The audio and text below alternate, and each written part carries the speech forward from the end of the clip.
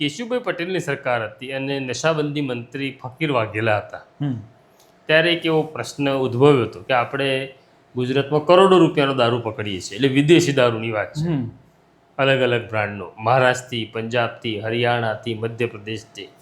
આપણી ભૌગોલિક સ્થિતિ એવી છે કે આપણે આસપાસ તમામ રાજ્યો વેચે છે, બરાબર છે.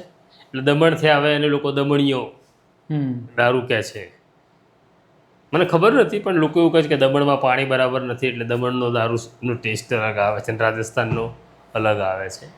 તો આ બધા રાજ્યોમાંથી જે દારૂ આવે છે, તો ફકીર વાઘેલા જ્યારે નશાબંધી મંત્રી હતા ત્યારે પ્રશ્ન એવો થયો કે આપણે પકડીએ છીએ કરોડો રૂપિયાનો દારૂ અને પછી એક દિવસ કોર્ટનો ઓર્ડર લઈને એને ગોઠવીને એના ઉપર રોડ રોલર ફેરવીએ છીએ. એટલે દ્રશ્ય કોઈના માટે બહુ બધા લોકો માટે આઘાતજનક હોય. પિતાના અવસાન જેટલું એ દ્રશ્ય હૃદયદ્રાવક હોય છે કે યાર શું કરો છો તમે યાર આ રાજ્યની અંદર.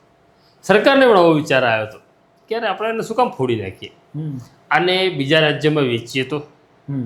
જે રાજ્યમાં દારૂબંધી નથી એ રાજ્ય આપણે ટેન્ડર બહાર પાડીએ કે ભાઈ અમે પકડ્યો છે દારૂ 500 કરોડનો એક વર્ષમાં, અમારે વેચવો છે, જેને લેવો હોય ટેન્ડર ભરે. ત્યારે કેટલાક બુદ્ધિશાળી અધિકારીઓ એવું સમજાયું કે આ દારૂ પ્યોર છે, આમાં ભેળસેળ નથી, એની ગેરંટી સર કોણ સર્ટિફિકેટ આપશે? આપણે તો સર્ટિફિકેટ નહીં આપી શકીએ કે આ પ્યોર દારૂ, કારણ કે આપણે ત્યાં બનતો નથી દારૂ, આપણા રાજ્યમાં બનતો નથી, આપણા રાજ્યમાં ફેક્ટરી નથી.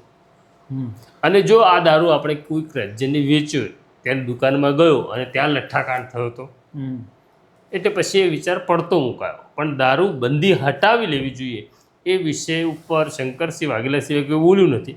શંકરસિંહ મુખ્યમંત્રી હતા ત્યારે પણ નહોતા બોલ્યા. એટલે આ હિંમતવાળો વિષય છે, આપણે દમ ચાલુ રાખીએ.